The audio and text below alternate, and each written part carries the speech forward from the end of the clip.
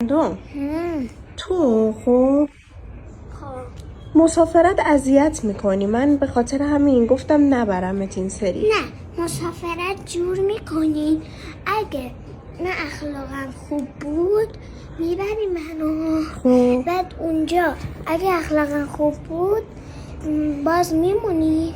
خب بعد اگه اخلاقم بد شد خب منو لنگامو بنداز تو ماشین بری.